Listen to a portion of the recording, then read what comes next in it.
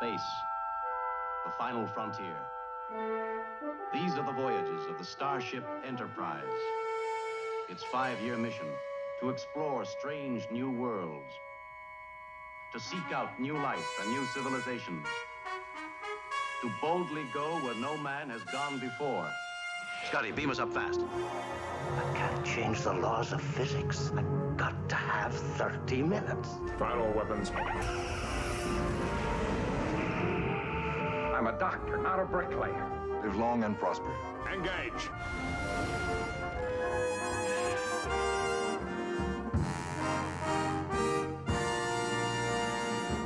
Fascinating. 40 years of being part of something excellent. Powerful nostalgia, potent memories. Amazingly important time in my life. I don't know where sci-fi would have been if it hadn't been for Gene Roddenberry and Star Trek.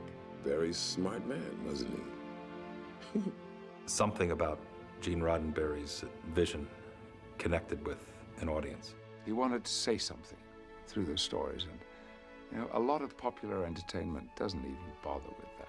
There are no programs that have been on for 40 years. It was an exciting breakthrough opportunity. We were ordinary people in extraordinary situations, going where no man or woman had gone before.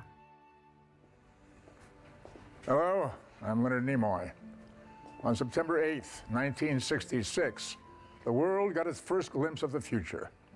And now, 4 decades later, Star Trek continues to prosper, and its legacy is one of hope and perseverance. 5 television series, 10 motion pictures, and a universe full of memories. Star Trek has proved itself a viable piece of the human landscape. Here in this warehouse lies a storied history.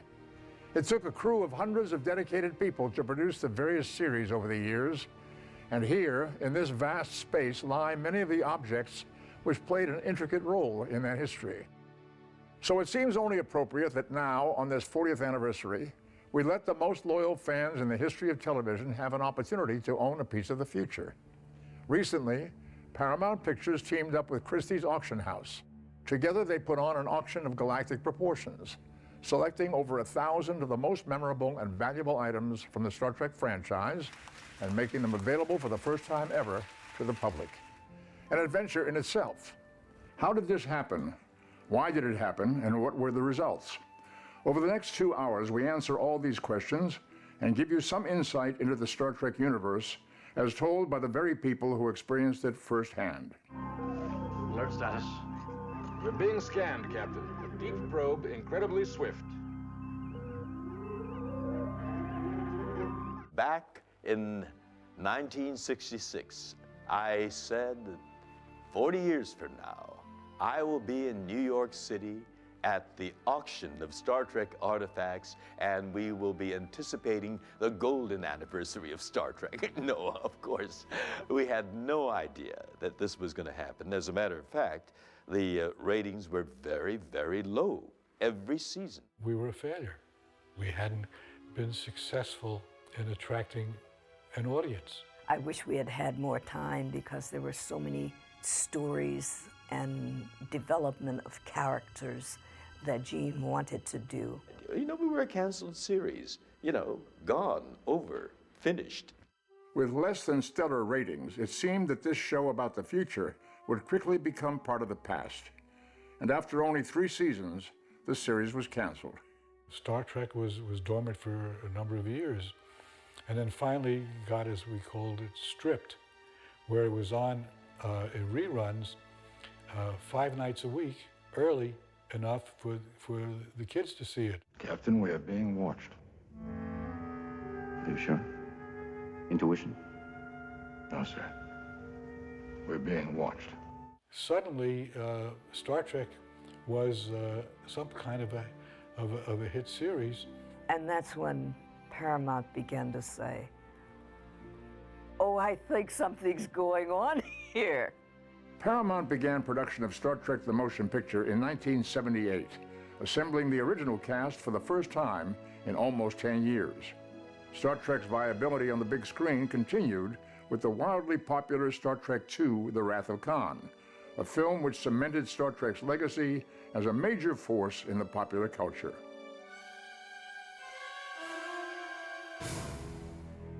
Star Trek's success continued with the production of Star Trek 3 and 4, and finally closed out the decade of the 1980s with the release of Star Trek V, The Final Frontier.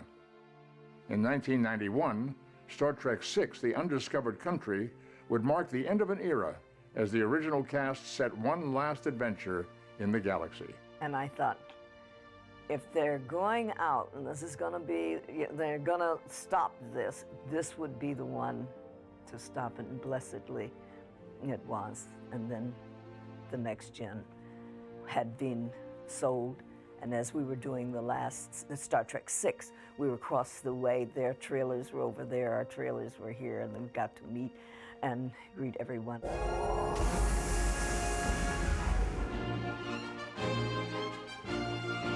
I think it was incredibly satisfying to Gene that after 20 years, he created another version of this mythical show that he had made in the 60s, and that it was successful.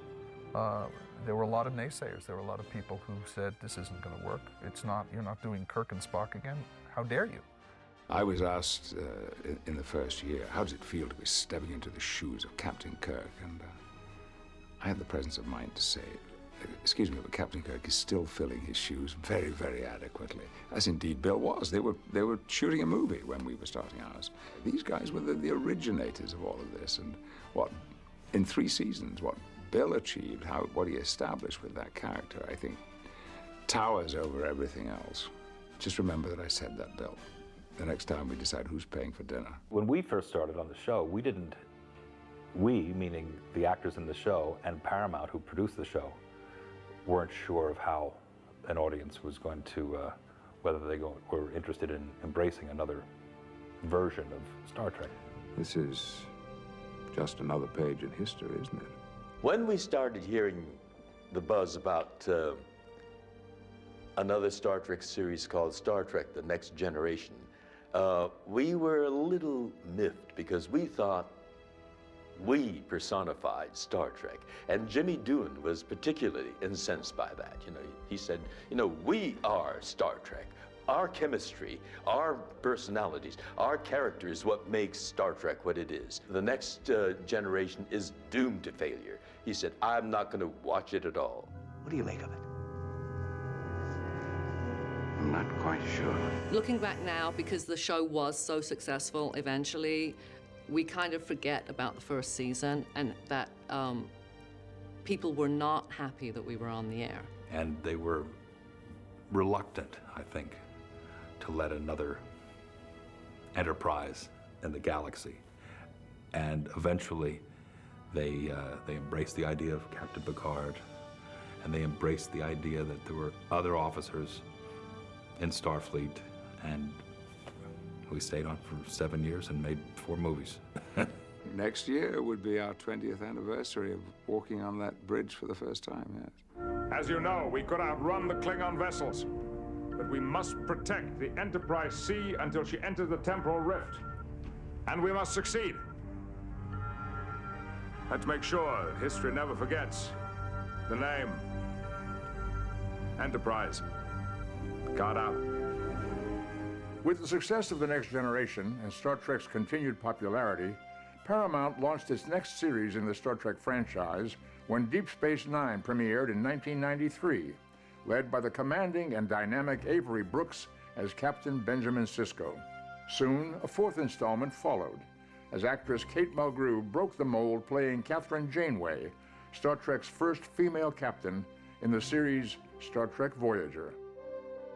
With Enterprise, the series' 5th installment, the show's creators took Star Trek to the past, as Captain Jonathan Archer, played by sci-fi favorite Scott Bakula, and a whole new Enterprise crew found adventure in the galaxy 150 years before the days of Kirk and Spock.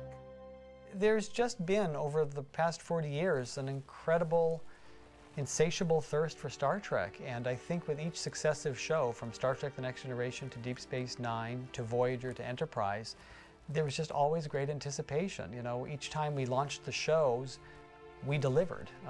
Rick Berman delivered. Rick Berman and his co-writers and co-producers and talent behind the scenes delivered. Star Trek's been around for 40 years, and during that 40 years, it's become part of the American mythos, part of the American nomenclature. A lot of TV shows are lucky to go past 1 year, you know, and here we are on a show that it's in its fifth, you know, has had 5 incarnations of different Trek casts. It's truly amazing that even after 40 years, it's still that popular. There are no programs that have been on for 40 years. And not only is that a long time, but as I said before, it's a thing that one generation shares with another generation. And there is no TV program like that. Well, we are the sum of everything that has gone before, after all. We have 10 movies and over 700 hours of television that they're all showing somewhere on any given day or week. Around mid-90s, Star Trek was just insanely popular. And Kirk and Picard were on the cover of Time magazine, and there was a movie coming out of Next Generation, and Voyager was premiering, and Deep Space Nine was on the air. It was just huge. It was great to be there, to be part of the ascension, of the reascension of the franchise. A hell of a Trek. How wonderful. 40 years. Who'd have thunk it? Certainly not yours truly. The odds against you and I both being killed are 2,228.7 to 1. 2,228.7 to 1? Those are pretty good odds, Mr. Spock. And they are, of course, accurate, Captain. Of course. Since there's been commerce, there have been auctions. From the most intrepid of bidders looking to add to their vast collections, to the nostalgic hopefuls just trying to get their hands on a fond memory, auctions have been the platform of choice. The one commonality they all share is the desire to own a piece of what they consider near and dear to them. For some, it can be for investment. For others, an object which delivers a dream realized from days past. Either way, collecting is in our blood. It's a part of our culture. And this auction is no exception. Sold to my bidder, $5,500. Sold at $1,400. Lots of interest in this. Sold for $4,800. Sold. Christie's, I think, well, for this particular type of business, we are unique. We think it's fantastic for our profile. It brings in a lot of new buyers. It's a tremendous opportunity for PR.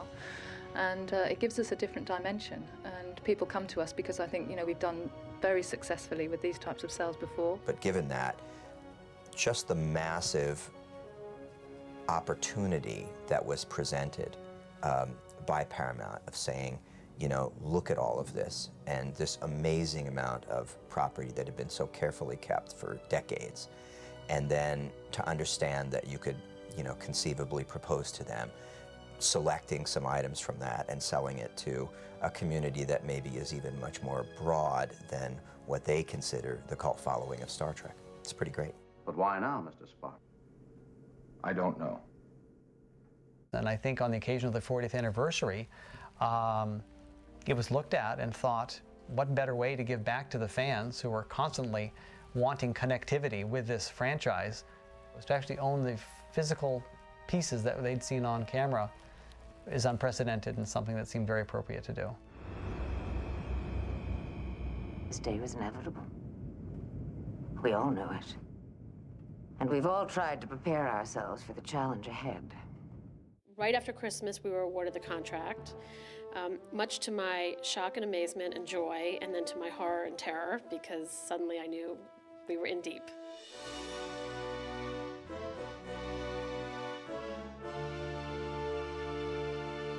There was warehouse after warehouse of costumes, props, set pieces. So we're a little bit shell-shocked, to say the least, thinking what have we got ourselves into. I think it was pretty astounding once you actually saw the scope, the size. Well, once we got the deal, then all of a sudden we looked around the room and thought, we don't really know anything about Star Trek. So that was sort of the next panic. And Paramount then introduced us to Mike and Denise Okuda, which was like a gift from the heavens.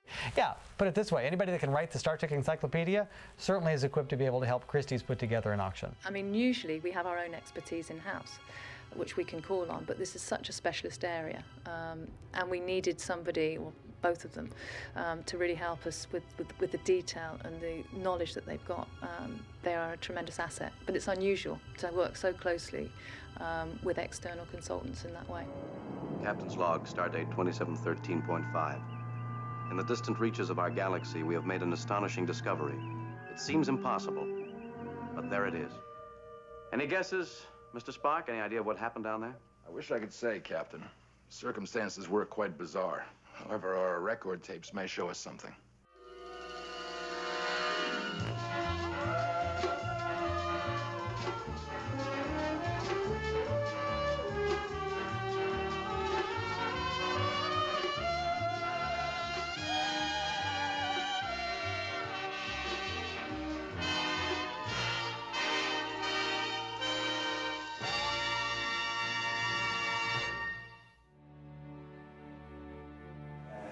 This is the Reliant from Star Trek II. This is the ship that Khan hijacked in his attempt to get revenge on Captain Kirk. It's been remarked and redone for any number of ships, so it's labeled as the Saratoga now.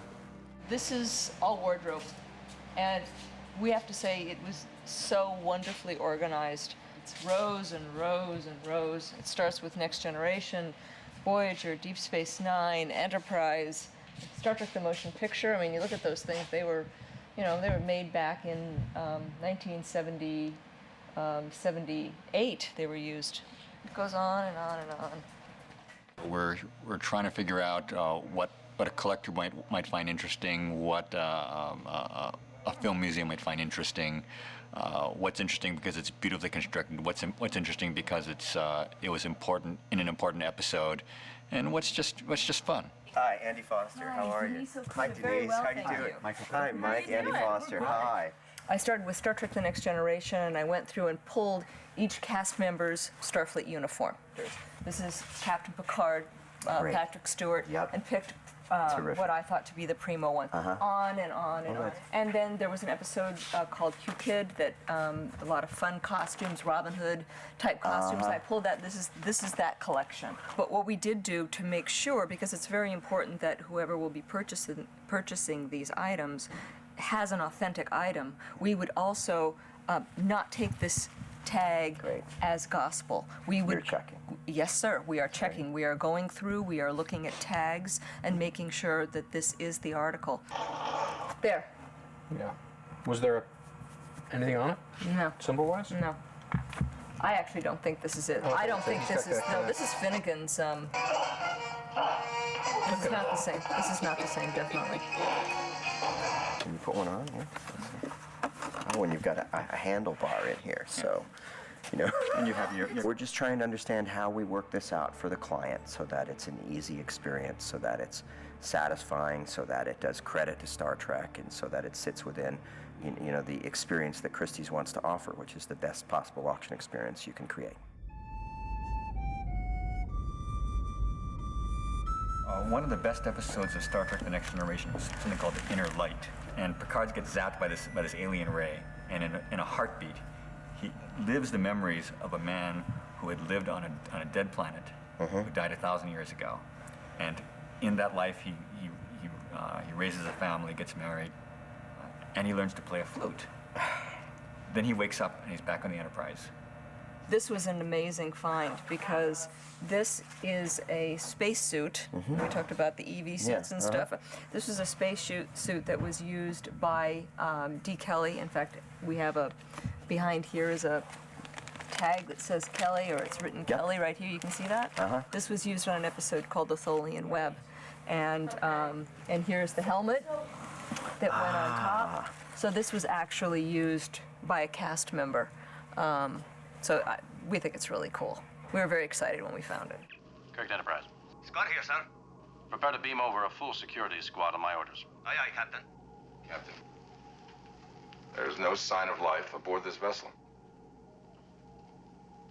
Odd. Mr. Spock, very odd. The birth of Star Trek can be credited to one man, Gene Roddenberry. Gene's idea of a Western meets outer space, or a wagon train to the stars, as it was originally coined, was a concept of the future and was ironically a concept way ahead of its time. Each week, viewers tune in to be captivated by tales of far-off galaxies and other life forms on distant planets. The real genius, however, was Gene's dedication and the writer's ability to tackle the social issues of the time. Excuse me, Captain Kirk. Yes, sir. Mr. Scott. What a charming negress. Oh, forgive me, my dear. I know that in my time, some use that term as a description of property. But why should I object to that term, sir? You see, in our century, we've learned not to fear words. I went to Gene Roddenberry and I said, Gene, can I have a few minutes with you? He said, certainly, come in. I said, it won't take much time. I just want to tell you something that I understand. I know what you're doing. And he goes, oh? And I said, yes. You're writing morality plays, and you put it in the 23rd century. And he sat back and he roared. And then he said, shh, they haven't figured that out. And I thought that was the most wonderful thing, because then I realized that these were the adventures and the stories that he wanted to tell of the human condition. Gene Roddenberry led a life as adventurous as the very characters he's credited for creating. He was a decorated pilot in World War II and even served as a police officer in Los Angeles. He went on to become a successful writer in the booming television era of the 1960s. In 1964, he created the Star Trek pilot The Cage, which was dismissed as being too cerebral for network television. Gene reworked his show, and in 1966, NBC gave Star Trek a second chance, and a legend was born. The very reason for the existence of our starships is contact with other life. Although the method is beyond our comprehension, we have been offered contact.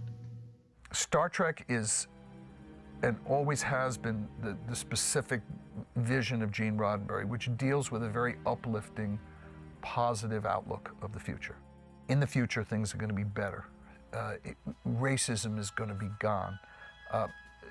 War and poverty and disease are going to be gone. It's going to be a time when people can pursue a better quality of life and can pursue exploration, and it's a very hopeful time. How many others have you done this to? What gives you the right to hand out life and death? The same right that brought you here. The need to know new things. We came in peace. And you may go in peace. It's all about how to live an ethical existence. And people respond to this, especially young people who are still idealistic, who haven't had to make that many compromises in their lives yet. You have yet to embrace either patience or logic. You remain impulsive carnivores. Yeah? How about war? Disease, hunger. Pretty much wiped them out in less than 2 generations. I wouldn't call that small potatoes. Star Trek always asks you to think, to say, what would you do if you were placed in the same situation? Everything he came up with back in the 60s was kept alive to the very end. In 1991, Gene Roddenberry passed away. He did, however, live long enough to enjoy the great success of Star Trek: The Next Generation, and his vision of the future has endured to this day. As much as I admire George Lucas and Steven Spielberg, I don't know where sci-fi would have been if it hadn't been for Gene Roddenberry and Star Trek. Roddenberry was a very smart guy, way ahead of his time in terms of understanding human nature. Brilliant. Gene did the extraordinary thing of creating a philosophical and moral set of, an ethical set of benefits for people. By putting it in the future, Gene was able to talk about race prejudice, which you otherwise couldn't talk about. He was able to talk about gender prejudices, which you otherwise wouldn't be able to talk about.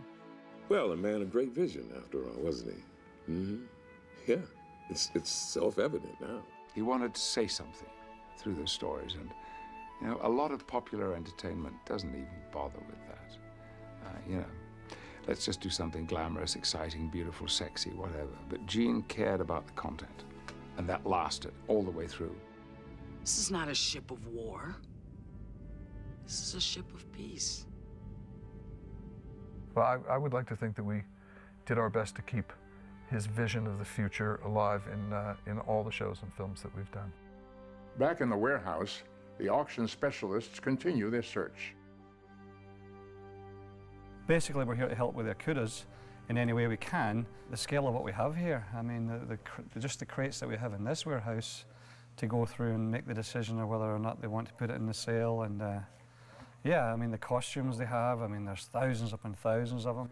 Okay. We'll get that down. We'll pull this out and get that bit down for you so you can decide on that. Okay, my sense is we'll take this piece, but not that, but let's take a look at it. We'll help with the packing, we'll arrange the shipping. It's a long process, and it goes back to New York, and it gets unpacked again when it reaches New York, and then it gets photographed to get put in the catalogue, and then it gets taken to the sale room and put on display, and then it gets sold. But this initial process will take a couple of months.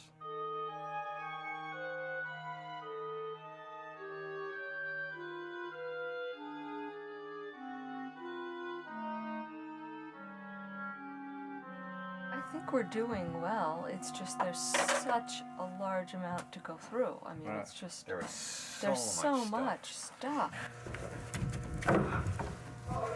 Oh, nice. They use this in the motion picture as well, right?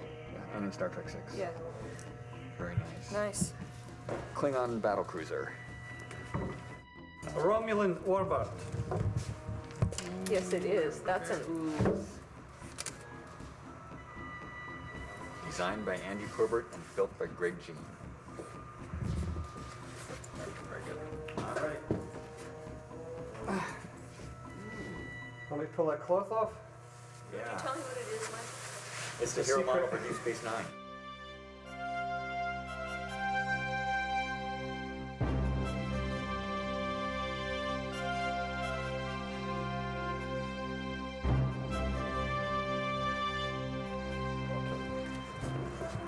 I think we'll take this one. You like that one? Yeah, I think it's a good one.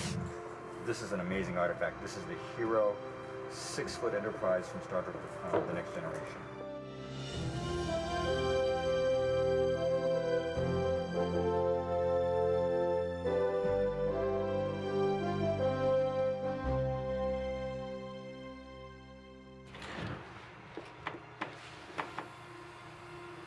Nothing we want. Yes, actually we do. What is it? Do you need a flashlight? Yes, we want this. What is it? This contains the power supplies and the controls for the Hero 8-foot Enterprise from Star Trek The Motion Picture.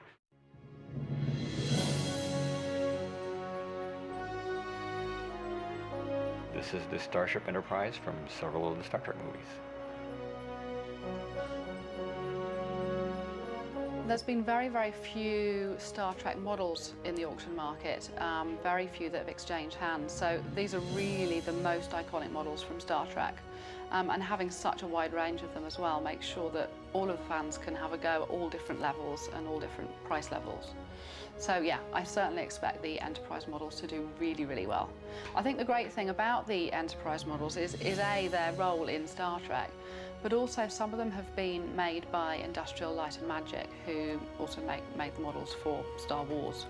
And to have something made by those model makers is something that is very exciting for collectors.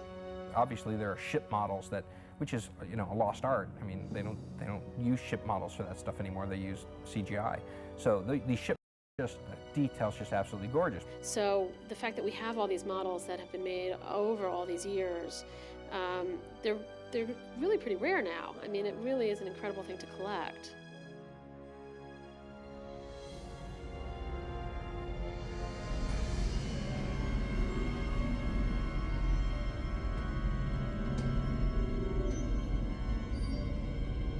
I am Locutus of Borg. Resistance is futile. Your life, as it has been, is over. From this time forward, you will service us. Hundreds of craftsmen designed and constructed the various wardrobes, props, and sets, which made up the Star Trek universe.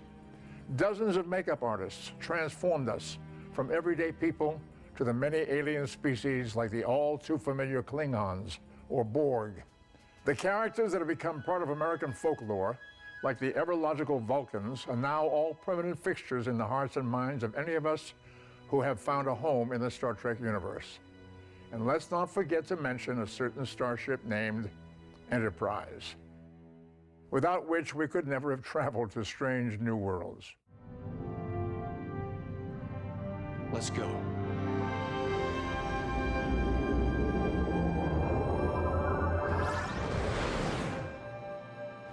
From the largest set pieces and models to the smallest prop, each item in this auction holds special meaning for many people.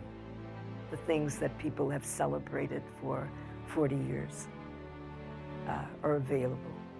Lots of people are going to be able to touch and hold things that they thought they'd never see.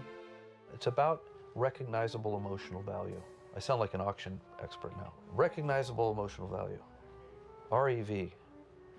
Some have it, some don't. You know, if you're gonna get Picard's uniform, that has REV. If you're gonna get the headband that Spock wore in Star Trek IV Save the Whales, that's got high REV value. Everybody remembers that headband. Tribbles, those things are gonna go for a lot of money because they have high recognizability, emotional value. I guess these things will bring people a lot of pleasure to own them. I mean, I have bits of memorabilia which are significant to me and meaningful, you know, things that have belonged to other actors and so forth. I think it's obviously for Star Trek fans, you know, throughout the world. Obviously, if the alternative is all this stuff gets thrown away, I'd rather see fans get it who can cherish it and take care of it and have it live on that way. Maybe that's a good thing that they were auctioned off, because they'll be loved, they'll be cherished, they'll be looked after. I think it's just fine. Series is over. Put it to some good use.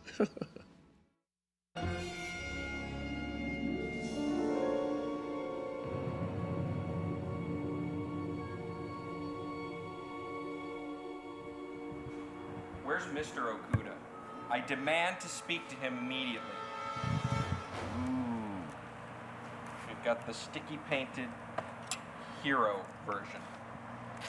We actually brought in a colleague of ours. His name is Dave Rossi. He worked on Star Trek for many years.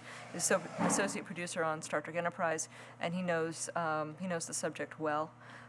We've brought him in to free us up so that we can say, okay, go research this. You know, pull out the DVDs, take a look, make sure this is this Vulcan costume was used in, you know, Star Trek 3 and not 4 or whatever, which of course are, you know, things that we can do, but extremely time consuming. And Dave's great because he's very well organized and he knows the material, so it's great. This is a stunt tricorder. We're trying to track down where it was introduced. We know it's Voyager. We're just trying to figure out what season of Voyager. A tricorder is a device that, you know, to be honest with you, I'm not exactly sure what it does. It takes readings and allows us to progress the plot. Pulse and blood pressure are normal. I'm getting hyperactive fibrogenic activity. This is odd. What is it? So it can kind of read virtually anything that you want it to read. In fact, the tricorders are probably used a little too much on the show. Mr. Spock, find something? Adjusting my tricorder to register for silicon.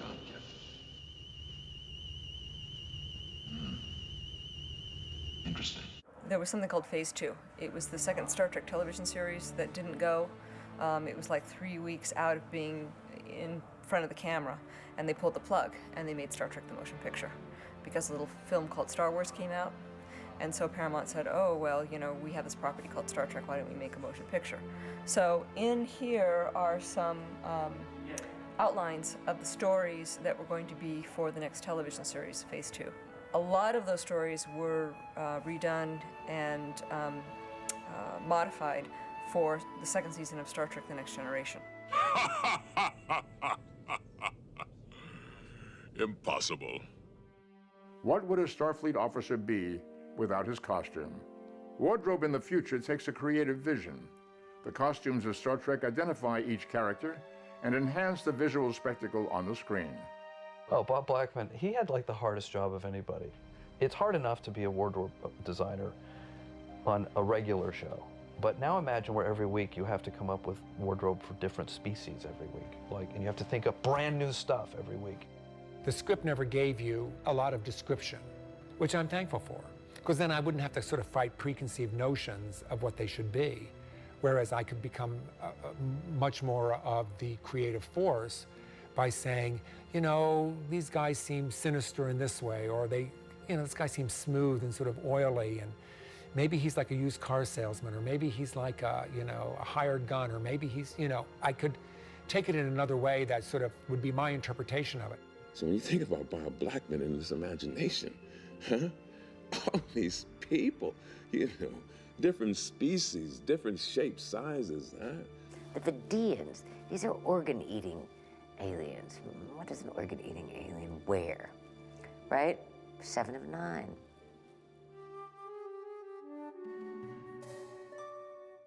Along with the traditional Starfleet uniforms, we had dress uniforms, and we had spacesuits for when they were outside the ship. This is the helmet, I believe. Helmet, vacuform, plastic helmet. It's a jumpsuit with a jacket, gray plastic tubing, vacuform, buckles at sides, LEDs, and there's a battery pack in the back. You know what I never understood about the costumes? Where were the pockets? There are no pockets. No pockets. I'm so accustomed to pockets. It's tough. And for Quark, that was difficult not to have pockets. We had nothing in our pockets. We had no place to put our hands. Where'd you put all your stuff? But the shoes were comfortable. The cosmic cheerleader outfit? Yeah. The only good thing about that outfit was that the boys were wearing them too. I wasn't the only one in a micro miniskirt. There were some guys walking around in miniskirts too, so I didn't feel quite as bad because I figured I looked better than they did in them. The spacesuits were a bit much. I do remember a lot of this, a lot of the Picard maneuver where we all had to pull down, and because Rick Berman and Blackman were obsessive about wrinkles in the uniform, and it was. And it would be, he might be having just sat in the captain's chair, usually, or at a desk chair. And because of the spandex, when you sit, just like my t-shirt, when you sit, it would ride up like that. So he would, just as he would sit, would grab the fold and just pull it down so that it would be picture perfect. So when they pushed in, he had this perfect image. It was brilliant. The costume that we really hated was the costume from Star Trek: The Motion Picture. You know, that spandex, body-tight outfit, you know. One of the outfits was one piece with the shoes attached. And it was kind of a monochromatic colors. They were going to all be gray, and they decided it looked awful, and then they got the beige and the bronze. The zipper came up the back, and then under the armpit and over the shoulder.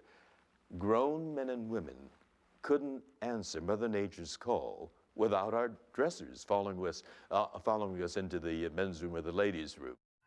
That sounds like a horror story. You suppose there's any truth in it? We said, if we have to go through that indignity again, there won't be a Star Trek II.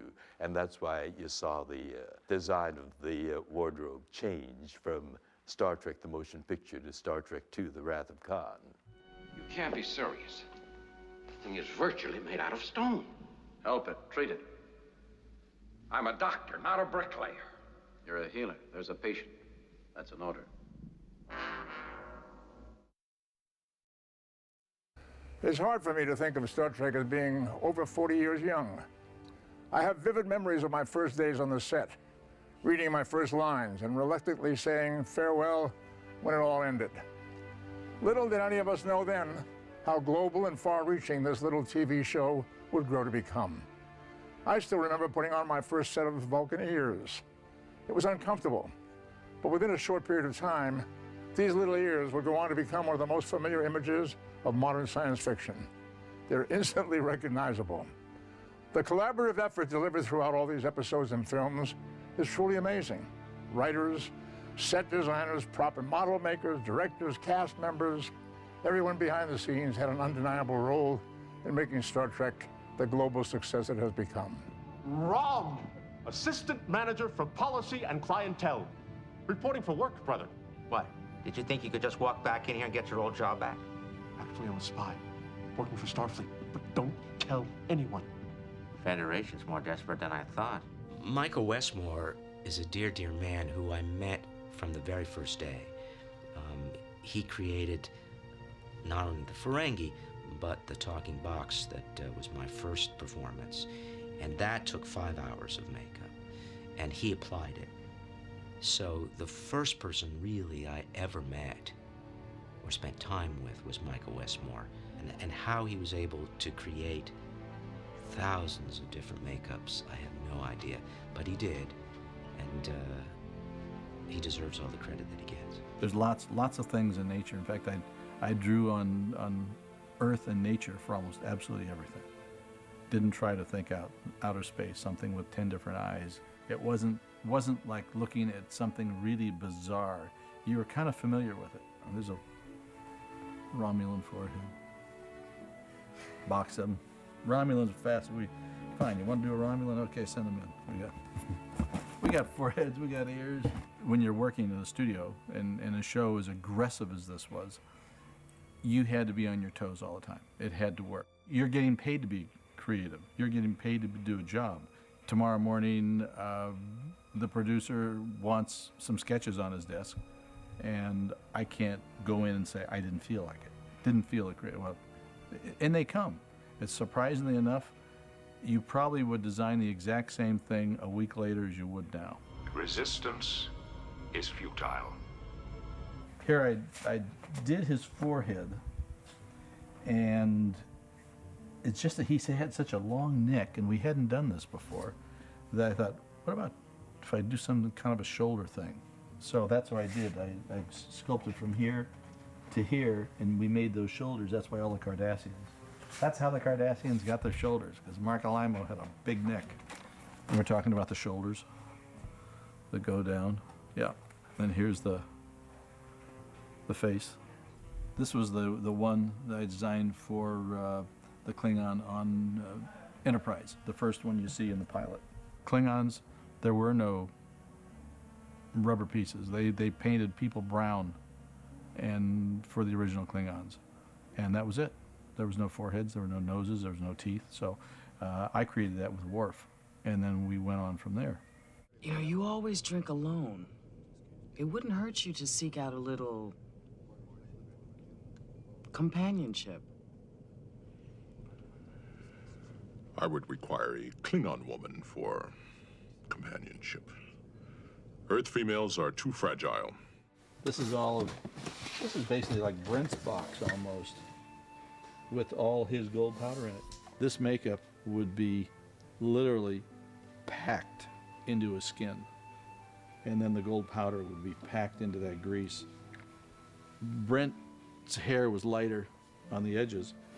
You take this with some water, and you go like that, and then you take and you brush it into his hair, and this would also take the gold out of the hair if I had any little extra powder that was over it. I've had a makeup lesson in Data. Fascinating.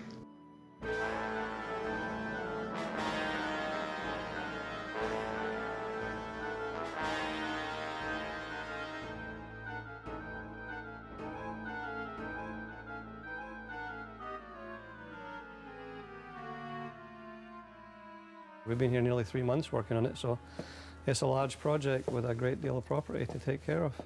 We organized trucks, 5 so far, to take it all back, and in this case, they're shipped to New York, and there's 2 photographers working round the clock, I'm told, to get the photographs done in time, because there is a catalog deadline, a printer's deadline, which I don't remember what it is, but it's not far away.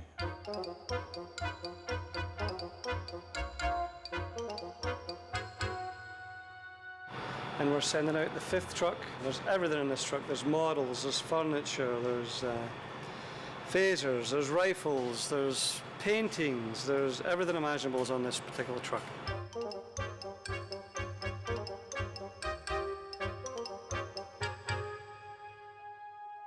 What we're looking for is the transporter, so that we can transport all this to New York just by going blee, blee, blee, blee, blee, blee.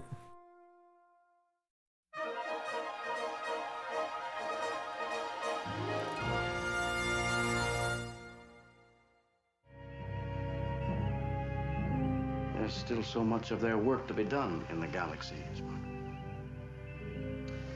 Mr. Sulu, break us out of orbit and continue to our next assignment.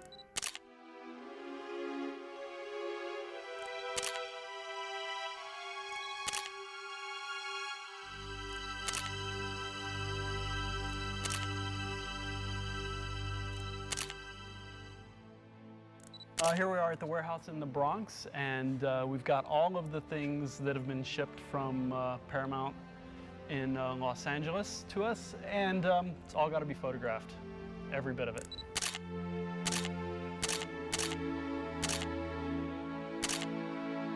Well, every Christie's auction has its own catalog. Christie's produces a lot of catalogs every year. Each catalog usually illustrates every piece in the sale. My job is to document the piece, show it in the round, so that anybody who's interested in it can get an idea of what it really looks like. Bring it in close, not on the edge. Bring it in close, When you're ready. I'm ready. Okay. Status of shields. Back to 48%, Captain. Miss LaForge, I may have to take us out of the nebula. I want all the power you can give me.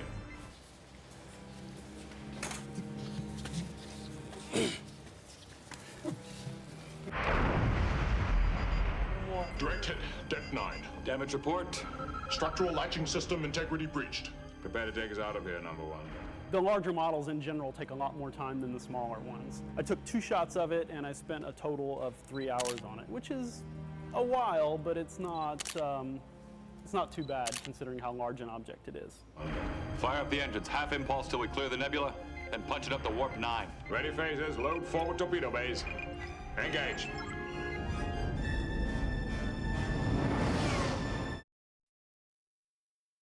Trekkie, or Trekker, as some would prefer, is a term which describes the most dedicated and die-hard of Star Trek fans.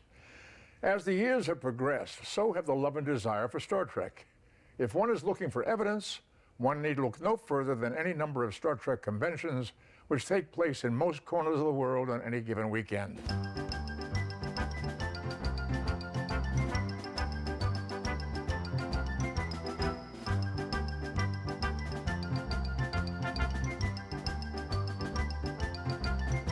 It's at these conventions that fans get a chance to come face to face with some of their favorite characters and live out lifelong fantasies, usually dressed as their favorite Klingon or their favorite Starfleet officer. Without these dedicated and vibrant fans, Star Trek would have no doubt faded into history long ago. We are at the Las Vegas Star Trek Convention. It is the 4th leg of our worldwide tour. And we've brought a whole bunch of terrific highlights from the upcoming auction. Well, you know, I think coming to the Star Trek conventions is really, it's direct marketing to the fans. And I think, you know, there's a lot of different segments of people that are going to love this kind of stuff and are going to buy this kind of stuff. But the reality is the community that supported the franchise for 40 years is really at the core of it. And so coming to the shows, it's goodwill, it's relationship building, it's giving them sort of the first peek of all of this, which, you know, I think that they are owed. This show's actually particularly amazing because we have unveiled our newly minted, hot off the presses catalog. Mike and Denise Okuda wrote not only phenomenal cataloging, but amazing, funny, anecdotal footnotes. So it really is the most incredible visual journey through all of Star Trek, I think, out there. You speak of Christie's, known as a human place of commerce, where things of great value on this planet are sold to those who will truly appreciate them. When you work on a show like Star Trek, you get an audience that's quite different than if you're working on a show like The Cosby Show or Cheers. Those shows had far, far larger audiences than we did, won far more awards than we did, but the fan base was nowhere near as passionate. The black one is Mr. Data, and that's Lieutenant Tasha Yar, and that's the next generation.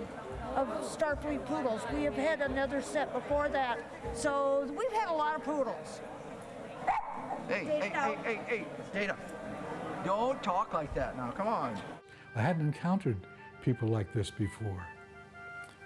But the more I encountered them, the better I liked them. They come from all walks of life. They're not some imbecilic little people running around who need to get a life.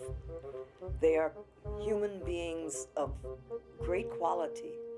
Dave Bluestein is Spock and Alexander from Plato's Stepchildren. People ask us, are you embarrassed to go out in public? Absolutely not. This is who we are. We're Star Trek fans. There's nothing to be embarrassed about, you know. I have a full-time job. She has a full-time job. We all have real lives, but this is playtime. We're really, at least to my mind, we're all here ultimately celebrating Gene Roddenberry's vision. And we're in this kind of an infectious spirit that pervades that enterprise, that brings, no pun intended, that brings us all together. Yeah. Star Trek allows everyone, regardless of economic background or anything, to have a hobby, and it's a great hobby.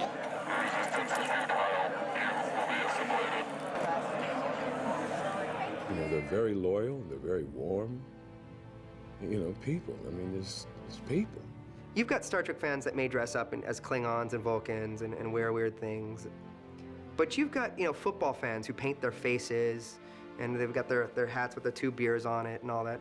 You know, they wear a costume. And that's a very good analogy, the connection between Star Trek and people dressing up in football or baseball uniforms. You've got the guys who ride their Harleys on the weekend that have the long beards and wear their vests and their chaps and all that. That's a costume. Let's give them all a big round of applause, please.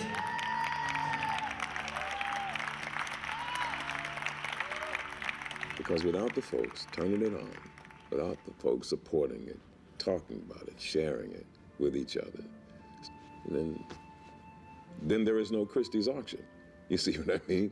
I mean, to sit there and watch this auction as it's going on, it's going to send chills up your spine. It's a piece of Star Trek history. I mean, it would be so great to own it. Oh, if I had all the money in the world, if I were Bill Gates and I could buy whatever I wanted, oh God, a captain's chair maybe? Yeah? That would work. Something that Patrick Stewart wore? Oh yeah, or something of Jonathan Frakes's. Really?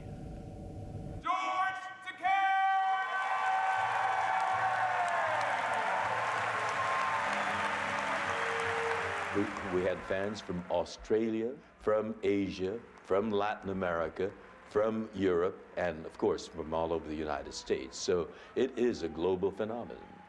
And so here we are, celebrating the 40th anniversary of Star Trek with FedCon 15, The Undiscovered Country. But it was about a year or two after cancellation that the convention phenomenon began. So I've been at it for a good 35 years now. I love you all. Thank you. Germany, please forgive me. Germany was one of our largest conventions. Welcome to FedCon!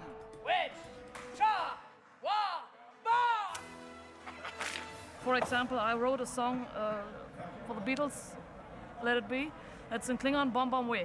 Bom Bom Wee, Bom Bom Wee, Bom Bom Wee, Bom Bom Wee. Nite Bom Bom Bom Wee, Bom Bom Wee. What in the name of... One of the things that's consistent about a Star Trek convention is you know that you're going into an environment that people have chosen to come to because of their affection for the show or for the franchise. It works. It's got all the thingies. Even makes noise. Well, there's a saying that Trekkers started in 1969, 1970 on. Star Trek lives. They made it live.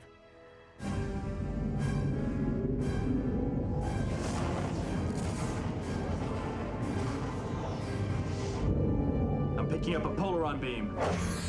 We're being scanned.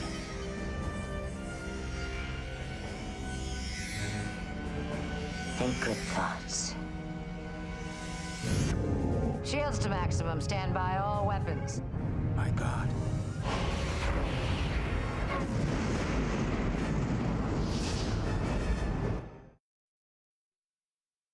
During the mid-90s, Star Trek had 2 series in production and a feature film about to be released. The height of its popularity, for sure. It was as if the more Star Trek people got, the more they wanted. Well, what the hell are you still doing here? Sir? You've been offered the Melbourne. I've decided not to pursue that commission at this time. She's a fine ship, Will. Yes, but she's not the Enterprise. The most popular question I ever used to get over and over again was, why is Star Trek so popular? Why is it so enduring? Why is it so popular all around the world?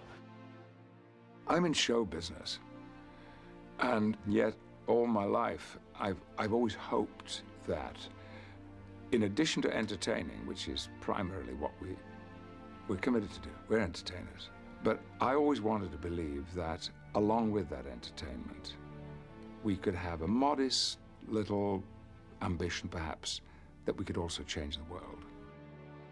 Something about Gene Roddenberry's vision connected with an audience, and it continues to this day. I mean, Star Trek's, you know, it's a cliche, but it's on somewhere every day on somebody's channel. I have letters that I receive from people, some of them extraordinary, in their comments about what Star Trek did for them. The fact that Uhura was in that place, fourth in command, going where no man or woman had gone before, made people say, yes, if she can do it, I can do it. There's no response on any frequency, sir. Certainly, Star Trek has influenced Americana. It's certainly influenced the lexicon of, you know, of the world. I mean, you can't go anywhere and somebody doesn't know what beam me up Scotty means. Or what warp speed means, or what a photon torpedo is, or a Klingon. These are part of the American vernacular. Live long and prosper. Make it so. Scotty, beam us up fast. Engage! There's something very comforting in familiarity, and it's had all these incarnations, and I think it means a great deal to people. And I don't think there's anything like it, because if you even look at medical shows or legal shows,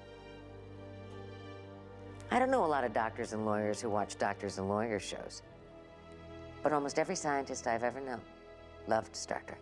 You're the science officer. Why aren't you, well, doing whatever a science officer does at a time like this? I am, Doctor. I am observing the alien. Well, at least somebody agrees with us. He's an alien. Sci-fi is a way of thinking. You know, thinking, deep thinking about the possibilities. We all live on the same planet. We all grow up looking up the stars going, what's up there? You know, everyone has those questions. Whether you live in Africa, Asia, Europe, it doesn't matter. You know, everyone thinks that at one point in time. So it's got this global success. Obviously, it has it for many reasons, but foremost among them is its extraordinary premise. It's all rooted in the truth. And what is the truth, as Einstein would have said, but our imagination. And I continue to believe that's one of the reasons why the series has survived. They are about something. And most of the things they were about are as pertinent today as they were 20 years ago, or 40 years ago when Gene began writing. We survived, as will humanity survive. As long as there's a handful of you to keep the spirit alive, you will prevail. And it's kind of rare that that happens in entertainment. So that's something for all of us to be proud of, who had any association with Next Generation or with the other incarnations of Gene's vision of Star Trek.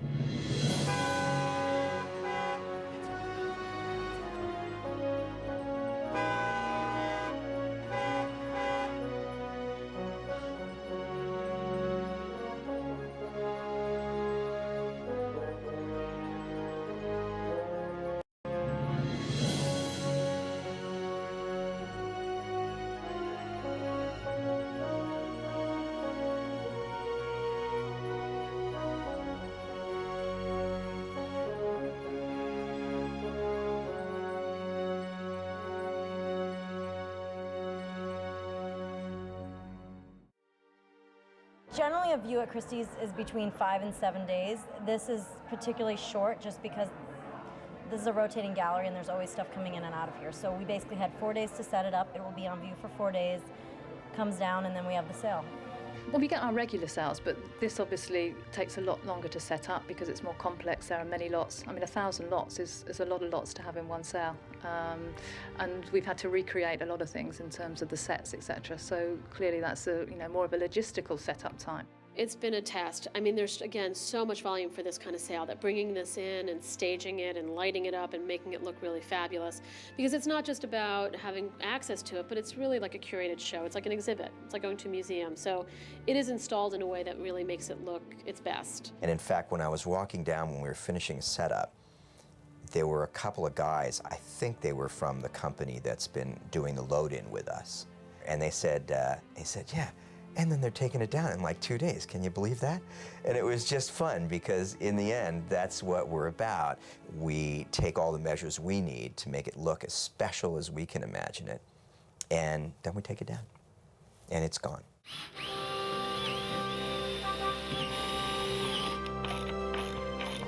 Nice and easy, you gotta walk around the piece. I know Gil will see that. Somebody set the post. Tell me when to come down. All right. Oh, there you go. There's Odie. There you go.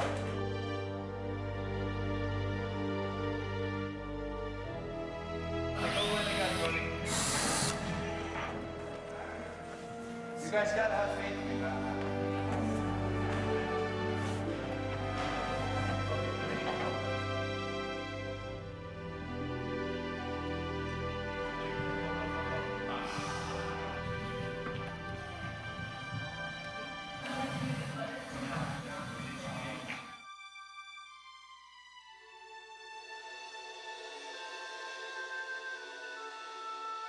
This sale probably is 3 times the size of any other sale we've ever worked on before. Just the size that it's taking up, the time that it's taking up, the amount of people who are working on this sale within Christie's is just phenomenal.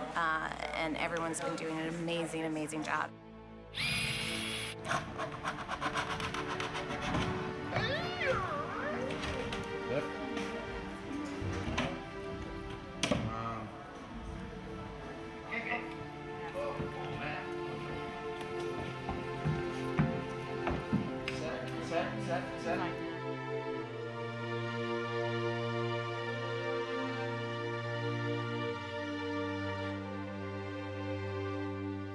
Like I said before, you see this stuff on TV week after week, and you always was wondering what it'd be like to just reach up and look at it or get really close to see it with your own eyes, and here it is.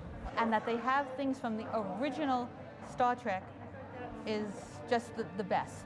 I mean, all the other stuff, Enterprise and everything, saw them all, loved them all, but Star Trek, the original, is the one. I love to look at all of this because I've seen these episodes, I can't tell you how many times. After working so hard to get this up, the best thing about it today has been that people are so excited, and their little kids are excited, and it's nice to actually see that there's a good reaction because it makes you feel better about the sale.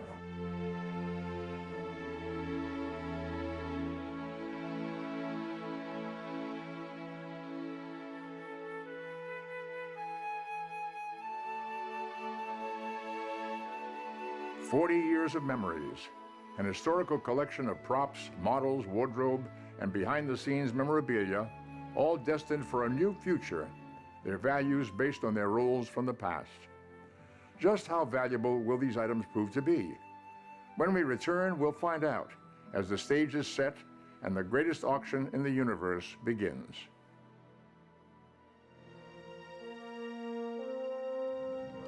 I hope I'll be seeing the two of you tomorrow at 1200 hours. Why? Why? Haven't you heard there's going to be an auction of some of the galaxy's rarest and most valuable antiquities? Here. Find something you like and make a bid with all that latinum you got stashed under your bed. Shh.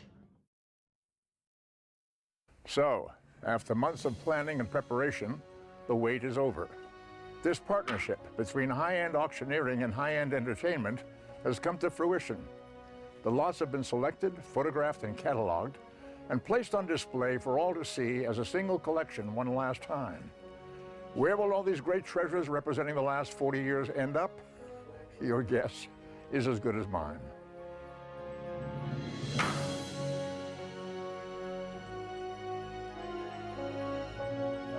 I'm looking forward to see what kind of noise this auction makes. I think it's exciting.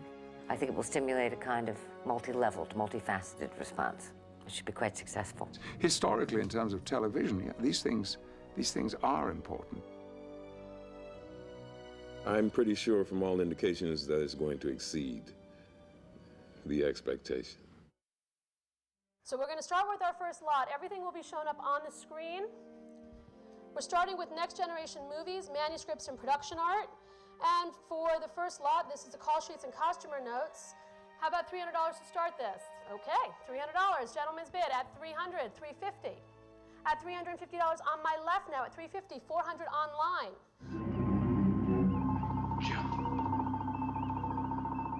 $1,200, very last row at $1,200, not yours now. At $1,200 then, it's against the room, it's against the internet bidder at $1,200. Offered selling for $1,200. 261. And that's how you start an auction. Fascinating.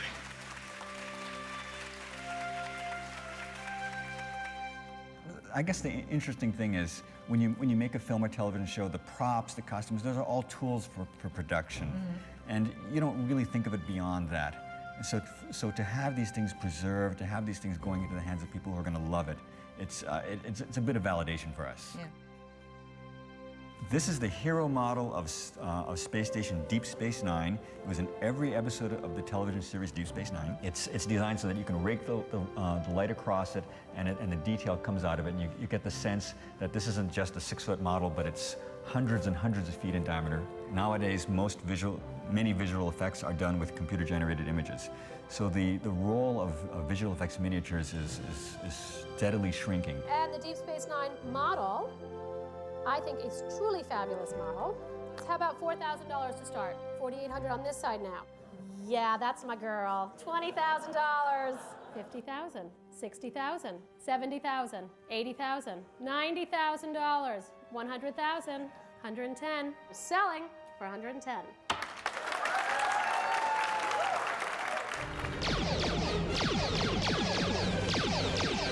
Klingon bird of prey. I think this is like the most photographed model in Star Trek, and it was in so many different incarnations. They put a price on these things, but what we're really hoping is that there's a Star Trek fan, that this piece, they grew up watching it, and this is their favorite Star Trek. We're just really hoping it goes to the right person. And we're going to start with the Klingon bird of prey.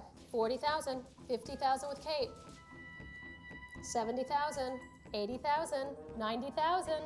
$100,000, $150,000, $200,000. It's getting hot in here.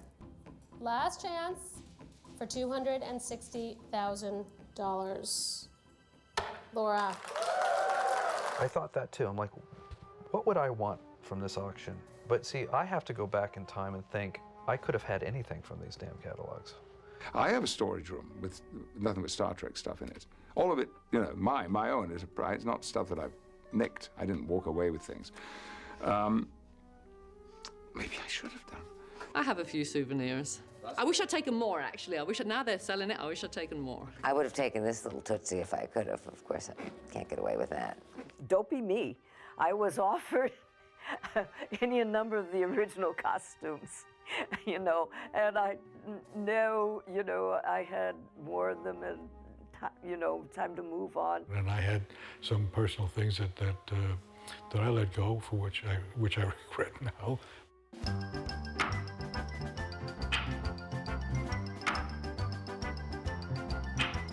Most of the items I'll be bidding for today are costumes from Next Generation and some scripts. Oh, some of the clothing is, I think, for me at least, is most interesting. Some of the costumes. Well, the Enterprise.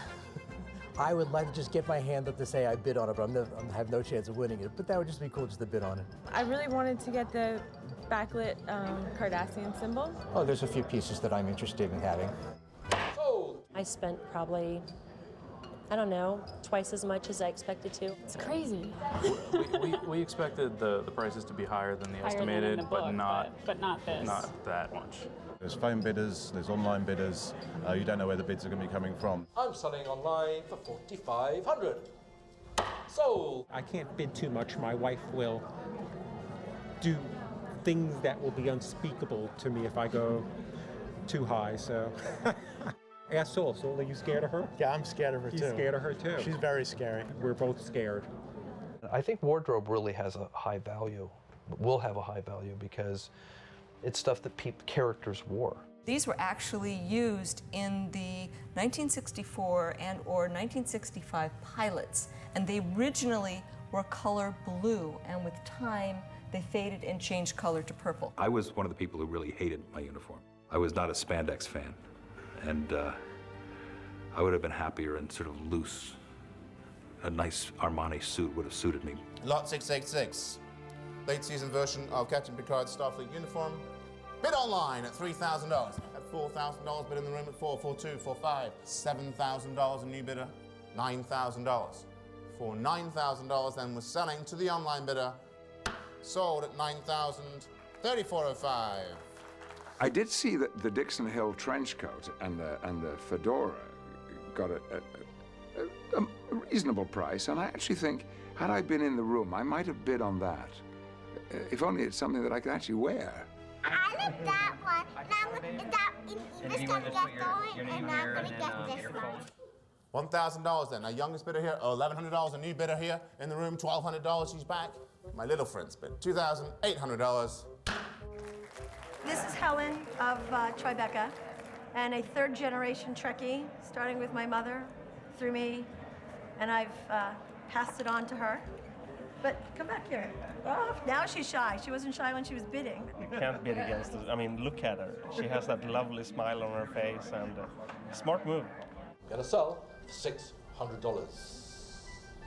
I did. I won the Tosk mask. It's sort of the surrounding scales, not the actual face, but I believe it's actually worn by the actor, which is way cool, and really just a blessing because I got it for $900 and nothing in that room is going for under $2,000, so it's like a score for the little guy, you know. $900, still ladies bid at $900 that it's selling all through for $900. Yay!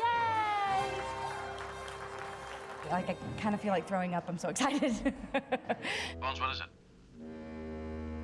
Answer me.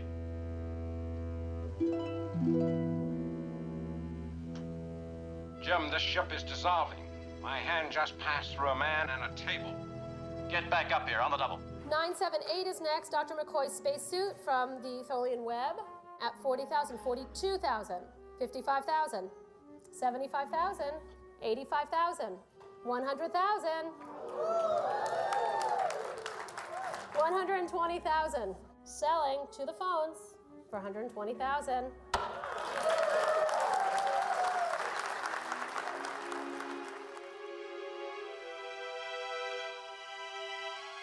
Sold. Thank you, Jamie. Yeah, these prices were higher than even we thought. And he's rich, and it was still too much money for him. I'm not rich. I'm a poor man, but in the middle of my big bid, one item I really wanted, number 110. What happens? In front of everyone, my wife calls. Talk about trying to keep tabs on me. She must have a mental link that I'm bidding $4 to $5 grand. Could be some form of space madness we've never heard of. Okay, 984 is next for the small battle-damaged USS Reliant miniature model. $24,000, gentlemen's bid at $24,000, all through selling for $24,000. Realistically, I didn't think I'd have a chance. I thought it was going to go to a museum or, a huge prize private buyer. But I stuck to my guns. I stuck in there, I dug in, and I got her. And she's mine, she's coming back with me. After the auction, Andy just had his head in his hands for about half an hour, and his face was just red. The realisation what he'd just done. Just won the Reliant. Sold online. I think the only people that hate the online bidders, there seems to be us against them. All done then? Online? Selling to the telephone. Sold. The phone and the internet I wish were disconnected, to be quite honest. I always applaud when somebody in the room wins a piece, and if I'm bidding against somebody in the room, I'll tend to bail out quicker than I will if it's somebody on the phone or the internet, just because I don't know, there's some sort of camaraderie, I guess, going on inside the room. Lot number 357. The Starship Voyager miniature model, go boldly. 100,000. 105,000. 110, sir. 110,000. You don't want to lose it for $5,000, do you? I mean, you sit there and you judge. You can tell if the guy on the phone's slowing down, you know he's getting to his limit. His competitor was a phone bidder on that particular piece, and that guy was probably watching how he was reacting to his bids, you know, whereas we're sort of blind against who the phone bidder is. So in some, I suppose you could say he almost had an advantage over us, but he just held the paddle in his side. Didn't flinch at all. Last chance. Thank you, sir. Well done.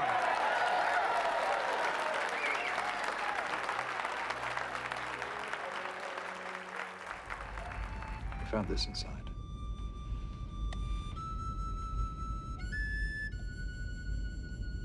Lot 537, Picard's Resikin flute. Have I pronounced that right?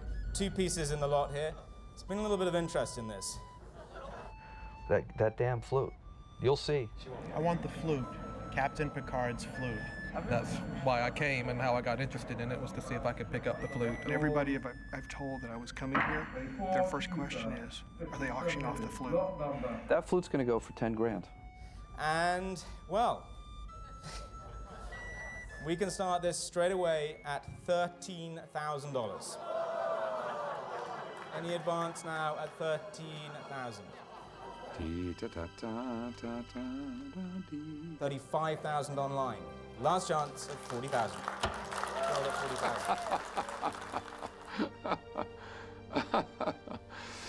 40,000. It doesn't play. It's not a real flute. So for the Enterprise A model and power supply, 60,000 with Stephanie, 70,000, 75,000, 90,000, 100,000. The Starship Enterprise, NCC 1701A. Now this is where the bridge was, and my seat would have been somewhere just around here. This is what you saw in the movies, and this is the oldest of all the models that we have here in the collection at Christie's. Selling for $240,000. Continue to fire all phases.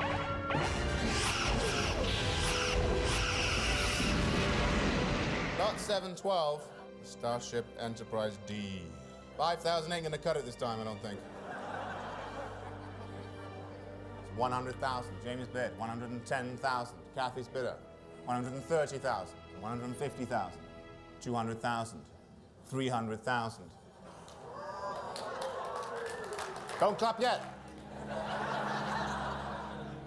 This is the Hero Starship Enterprise D from Star Trek The Next Generation. The thing that most people notice, of course, is that it is a dramatically different design than the original Enterprise.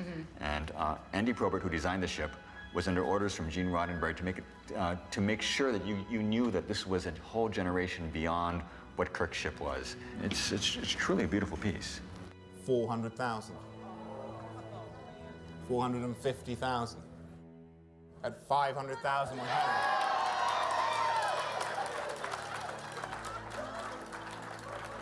Sold for $500,000. We were totally blown away when the D was sold. I mean, we expected it to do well, but nothing like what happened. It was astonishing. Yeah, I'm dazzled by what people paid for some of that stuff.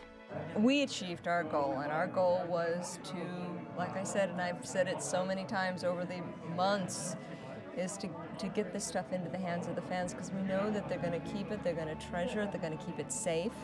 So I think we feel like we've achieved our goal. Thank you all so much. You have been so patient with us for the last 3 days. Thank you very much. When we come back, we'll pay a special visit to some of the winning bidders as they share their newly acquired pieces of the Star Trek collection. And finally, we'll conclude our journey as some of the cast and crew share their closing thoughts on the Star Trek family and its enduring legacy. To say the auction was a success would be an understatement. The Christie's Star Trek auction broke records for pop culture memorabilia sales. The reality is no one at Christie's or Paramount had any indication the sale would do as well as it did. But it's no surprise either. Fans from all across the globe came to New York. Some bid online and others by phone. The response was overwhelming, to say the least. I guess putting on an auction of this magnitude is a little like the life of Star Trek itself. This auction went where no auction has gone before. Bids on the telephone then, and I will sell. $9,500. $4,500. At $8,000. Sold it is at $2,000. At $3,500. $4,000. Sold online. Sold for $4,800. Sold. Sold for $500,000.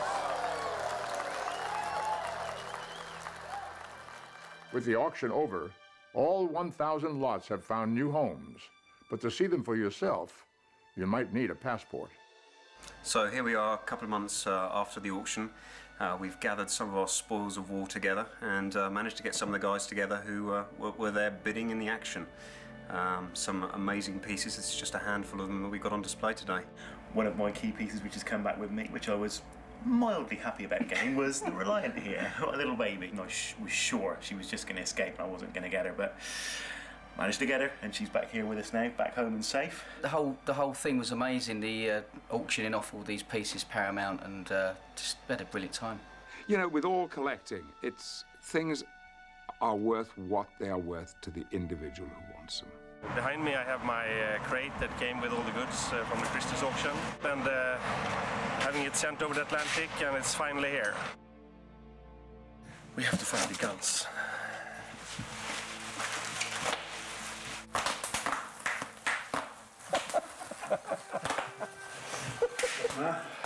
If you want something, I know the passion of collecting. I know it. I know when my stomach starts to knot and tighten when I look at something and think, I want that.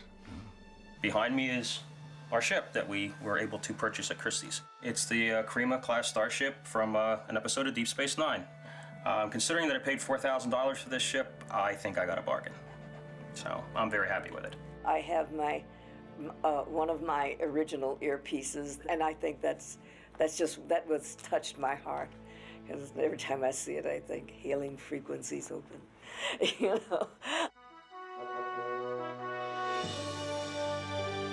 I've been fencing, or involved with fencing, practically my whole life. And it started because of Star Trek. And this is Jean-Luc Picard's fencing outfit. And when it was up for auction, said, have to have this. Well, actually I said it was for my brother, but he's not getting it. I'm kind of glad this sort of happened, so that people who really wanted to have something from the show, and I'm sure that they looked and thought, what is the most meaningful thing to me? And that they got something meaningful. If they got something that they prized, you know, we don't often get that in life. Hi, I'm Giles. This is my flat in London. This is also my uniform that I bought from Christie's Star Trek auction. And this is the other uniform I bought. It's the Viceroy uniform from the movie Nemesis. I'm never going to put on a Star Trek suit again, that's for sure. I do have one. I have the studio. Several years ago, actually, Rick Berman arranged to present me with one of the last of the captain suits that I wore. So that's stored away. This is the one I was looking for. Yes, this is the Captain Picard jacket from the first season. Pretty cool, pretty cool.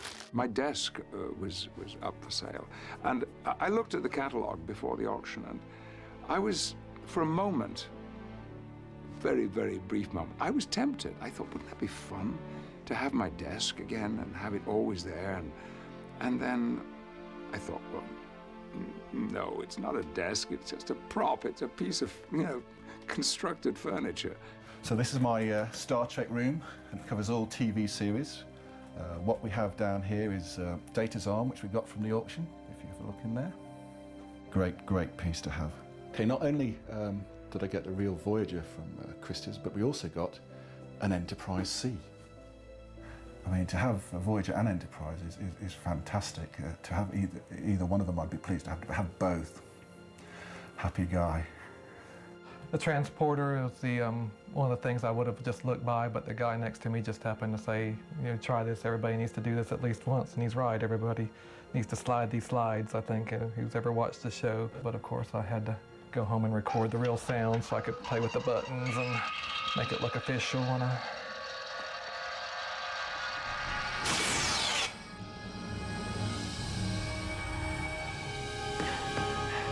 bridge. We've got him. Sorry, Captain. We had no other choice.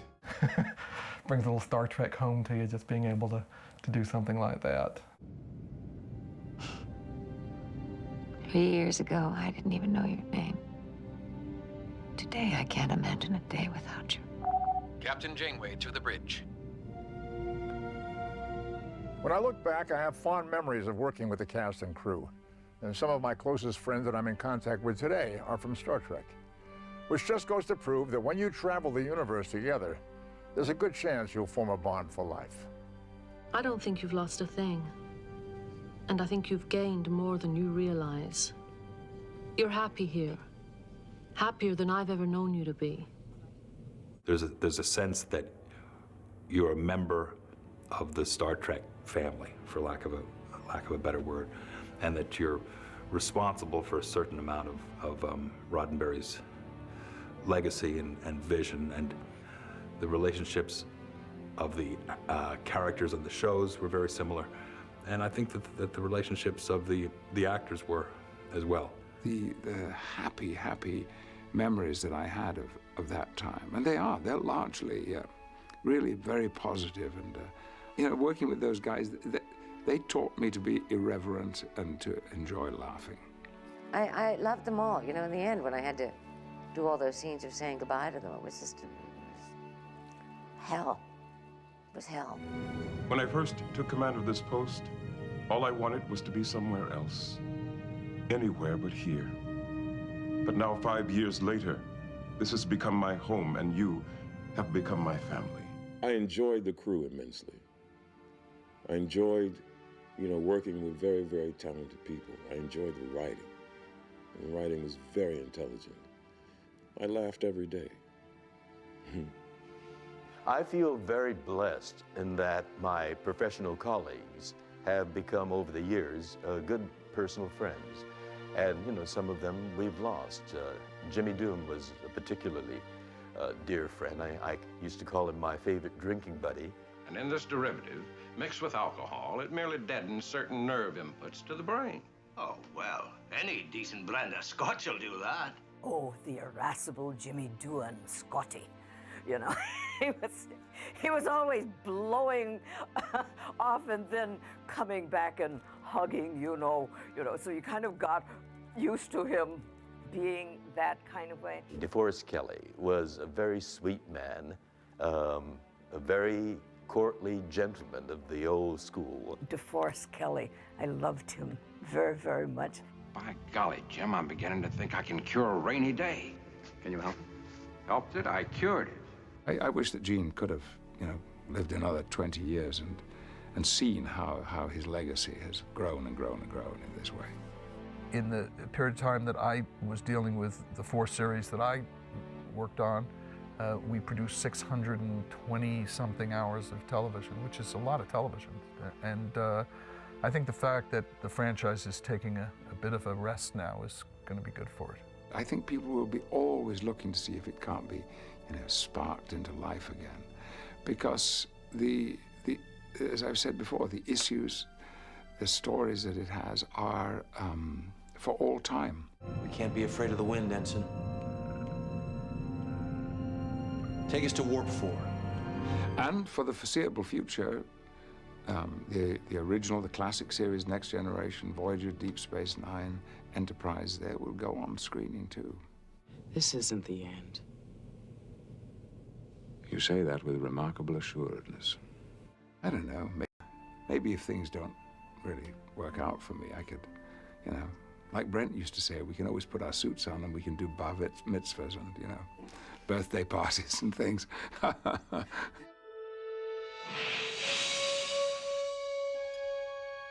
These are the voyages of the starship Enterprise. Its 5-year mission, to explore strange new worlds, to seek out new life and new civilizations, to boldly go where no man has gone before. Star Trek will live on, that much is certain.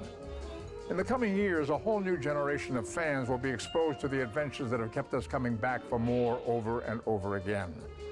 As for future Star Trek stories, they will come. After all, A show that brought so much hope and entertainment can't stay down for long. Thanks for watching. Live long and prosper.